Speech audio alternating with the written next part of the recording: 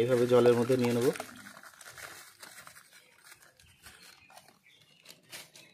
নিয়ে নিলাম, কোনো তাড়াহুড়োর প্রয়োজন নেই। সেটাকে এভাবে হাত দিয়ে ডায়ালোড করবেন, ভালো করে ডায়ালোড করবেন। একবার অ্যান্টি ক্লকওয়াইজ, একবার ক্লকওয়াইজ, এইভাবে ডায়ালোড করবেন যাতে দলা দলা না থাকে। 2 থেকে 3 মিনিট ধরে ডায়ালোড করার পর দেখবেন সমস্ত লবণটাই জলের মধ্যে মিশে গেছে। নমস্কার বন্ধুরা, ফার্মিং উইথ রজত চ্যানেলে আপনাদের সবাইকে স্বাগত। দেশ এবং দেশের বাইরে যে যেখান থেকে ভিডিওটি দেখছেন সবাইকে আমার ফার্মিং চ্যানেলে স্বাগত। আজকের ভিডিওর মূল বিষয়বস্তু, আমি আমার ছাদের ওপরে শিঙি মাছের ট্যাঙ্কের আপডেট নিয়ে আপনাদের সামনে উপস্থাপন করবার চেষ্টা করব।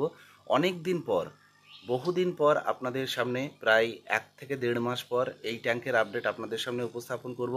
আজকের ভিডিওতে সাধারণত থাকবে কিভাবে গরম আসন্ন মার্চ মাসের প্রথম সপ্তাহ হতে চলল, এই সময় জল আস্তে আস্তে কিভাবে বাড়াতে হয়, মাছের কিভাবে ট্রিটমেন্ট করতে হয়, জলের মেজারমেন্ট কিভাবে করতে হয়, টিডিএস পিএইচ কিভাবে কন্ট্রোল করতে হয়, কিভাবে টিডিএসটাকে কিভাবে তুলবেন বা বাড়ানো কিভাবে করবেন, সেটাই আপনাদের সামনে একদম হাতে কলমে আপনাদের সামনে তুলে ধরবার চেষ্টা করব। যতটা আমি জানি বা আমি শিখেছি ততটা আপনাদের সামনে দেখানোর চেষ্টা করব। ভিডিওটি সম্পূর্ণ ওয়াচ করবেন।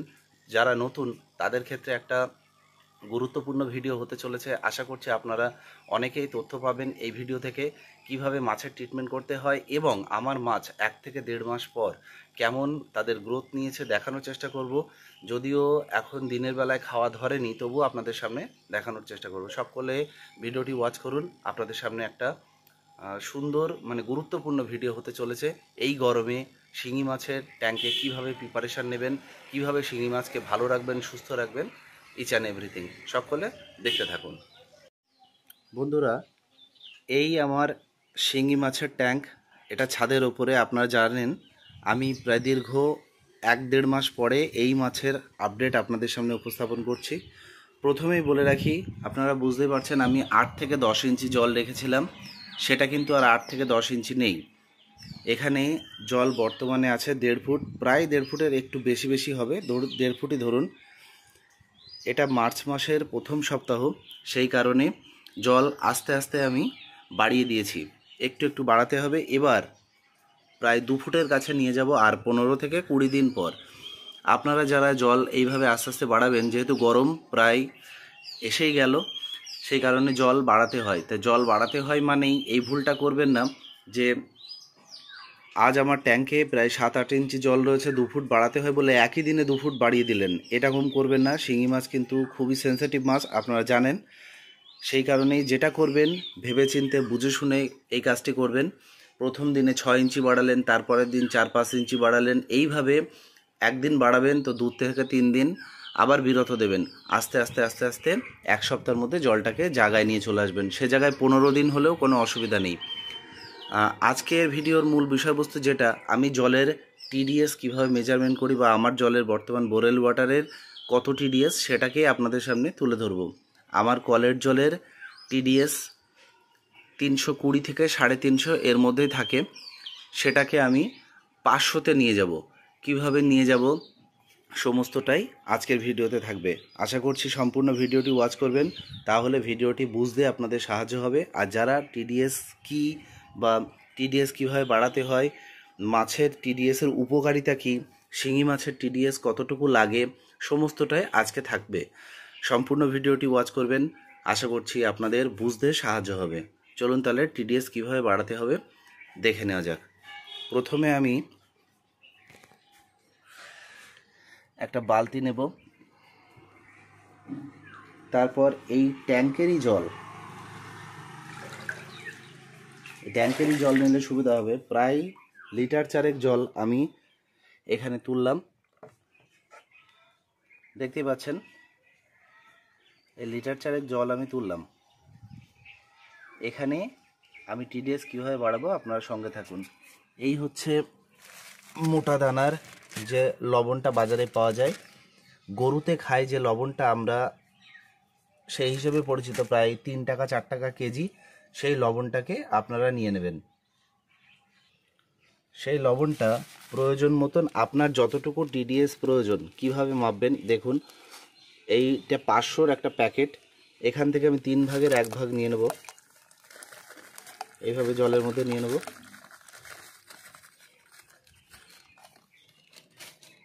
নিয়ে নিলাম, কোনো তাড়াহুড়োর প্রয়োজন নেই, সেটাকে এভাবে হাত দিয়ে ডায়ালুট করবেন, ভালো করে ডায়ালুট করবেন। একবার অ্যান্টি ক্লকওয়াইজ, একবার ক্লকওয়াইজ, এইভাবে ডায়ালুট করবেন যাতে দলা দলা না থাকে। 2 থেকে 3 মিনিট ধরে ডায়ালুট করার পর দেখবেন সমস্ত লবণটাই জলের মধ্যে মিশে গেছে। আরও আরেকটা কথা বন্ধুরা, আপনাদের সুবিধার্থে আমি বলে দিই, এটা করবেন সকাল 9টা থেকে বিকাল 4টের মধ্যে, কারণ দিনের আলোতে টিডিএসটাকে বাড়াতে হয়। এখন প্রায় বেলা 12টা বাজে, আমি এই সময় আপনারা দেখলেন ট্যাঙ্কে যে এরিয়েশন কিন্তু আমার বন্ধ। এই টিডিএসটা বা লবণটা অ্যাড করার পর আমার 3 থেকে 4 ঘন্টা এরিয়েশন চলবে। এটা চলার পর সমস্ত জলের মধ্যে টিডিএসটা ছড়িয়ে যাবে বা লবণটা মিশে যাবে। এটা কিন্তু করতে হয়, আপনারা খেয়াল রাখবেন। এটা কিন্তু রাত্রেবেলায় করতে নেই, শুধুমাত্র প্রোবায়োটিক, যেটা আমরা প্রোবায়োটিক অ্যাড করি যখন, এখন বর্তমানে কেউই করে না, কিন্তু প্রোবায়োটিকটা রাত্রেবেলায় দিতে হয়।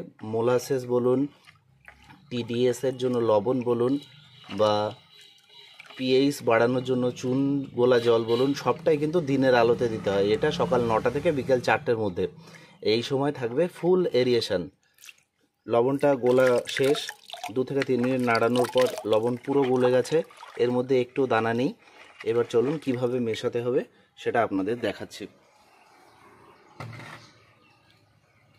আমি এরিয়েশনটা চালিয়ে দেব,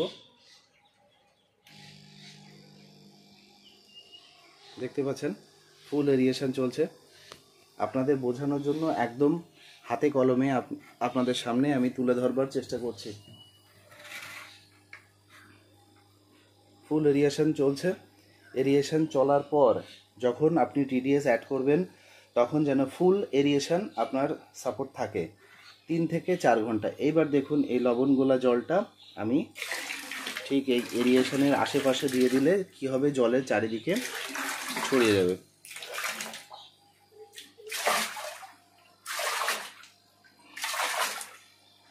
এখন বেলা 12টা বাজে, আমার এরিয়েশন প্রায় বিকেল 4টে, 4:30, 5টা পর্যন্ত চললেও কোনো সমস্যা নেই, উপরন্তু আমার সুবিধা হবে। সেই কারণেই টিডিএসটা রাতের বেলায় অ্যাড করতে নেই। রাতের বেলায় দিলে আপনার সমস্যায় পড়তে পারেন।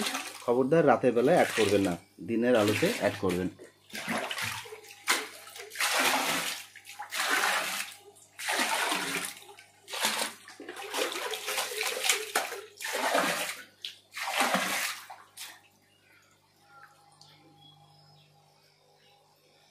জলে আমার লবণ দেওয়া শেষ। এখন টিডিএস মাপবার জন্য একটু অপেক্ষা করতে হবে, কারণ এইমাত্র আমি লবণ অ্যাড করলাম। এখনই যদি টিডিএসটাকে আমি মাপতে যাই তাহলে কিন্তু একটু উল্টো পাল্টা দিতে পারে। সেক্ষেত্রে 2 থেকে 3 ঘন্টা পরে টিডিএসের মাত্রাটা একটা সামঞ্জস্য জায়গায় চলে আসবে। তবুও আপনাদের সুবিধার্থে বা আপনাদের দেখানোর জন্য আমি টিডিএসটাকে একবার আপনাদের সামনে মেপে দেখাচ্ছি। এই হচ্ছে আমার টিডিএস মিটার, এই অন করলাম, দেখুন 00। এবার আসুন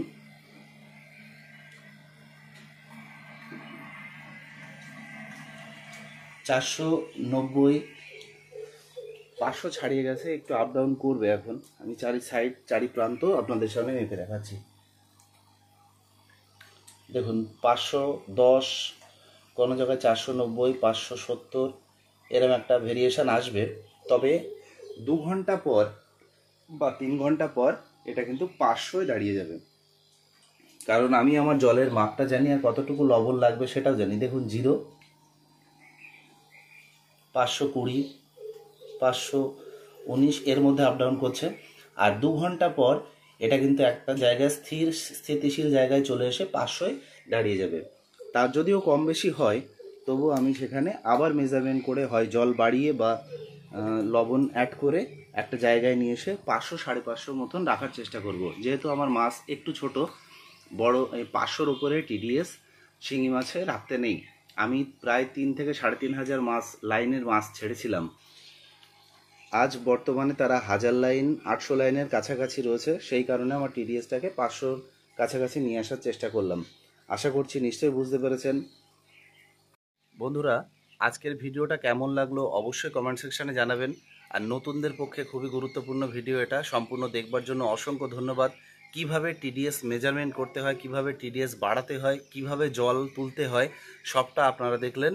আশা করছি আপনাদের উপকারে লাগবে। ভিডিওটি অনেক অনেক শেয়ার করবেন। যারা নতুন এই কালচারে আসতে চাইছেন, বিশেষ করে শিঙি মাছ, সেনসিটিভ মাছ, এই মাসে যারা আসতে চাইছেন কালচার করতে, তাদের উপকারে লাগতে পারে। তাহলে আমার ভিডিও বানানোর সার্থকতা আসবে। সকলে ভালো থাকবেন, সুস্থ থাকবেন। এবং আরও আর একটা কথা আপনাদের বলি সংক্ষেপে, প্রথমে টিডিএসটাকে বাড়ানোর জন্য প্রথম পন্থা অবলম্বন করতে হবে। আপনার ট্যাঙ্কের জলের মেজারমেন্ট কত আছে সেটা জানবেন, তারপরে পরিমাণ অনুযায়ী লবণ দেবেন। সে একটু বেশি কম হলে অসুবিধা নেই, আপনি পরপর বাড়াতে পারবেন।